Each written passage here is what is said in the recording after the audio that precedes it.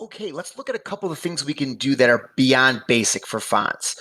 One of the nice things is that when we're on the layer of the font and we're in the type tool, notice that I have the actual font selected one way or another, but notice there's my cursors there. The cool thing about we can do is if you want to change it right away without going through the size and the spacing and the characters or the vertical and horizontal percentage, hold the either control button on a Chromebook or a computer, a PC, or command button, and notice there's the transformation. Um, the actual grid or the actual box. And notice I can do whatever I want with this, including rotate it as you see right here. I'm not going to rotate it right now, but yes, you can rotate it and it works out really, really well. So that's a little trick. Mind you, my finger is on and held down while this happens. Once released, it goes away and those aren't there. But it's that quick hold the button, it's there. Again, control or command for a Mac. Once I have it, here's a couple other things that I found out we can do. Okay, now I'm on my font. It says Love Fonts here. I also going to hold that control or for Mac command button.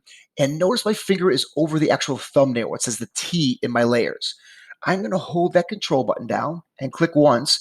And notice I have selected the word Love Fonts. It has selected what's there. Now, I've already uploaded a picture of some gold. As you can see, it falls behind it. Let's make sure that it kind of fits in there. Let's deselect it, make sure it's really, really good.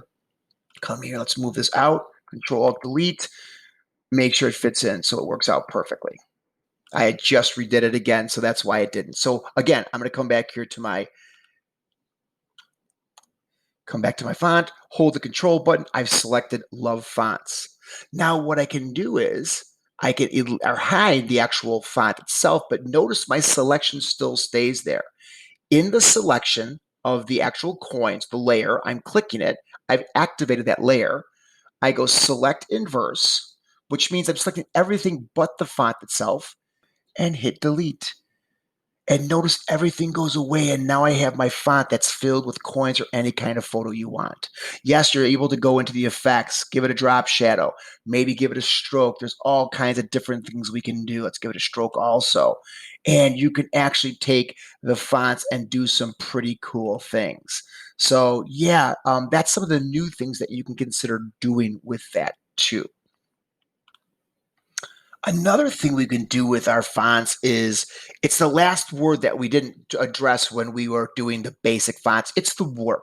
You have to definitely be in the type tool, select the actual font itself, and you're going to notice the warp button is available. Once I click the warp button, you're going to see a couple things. It says bend, horizontal, vertical distortion.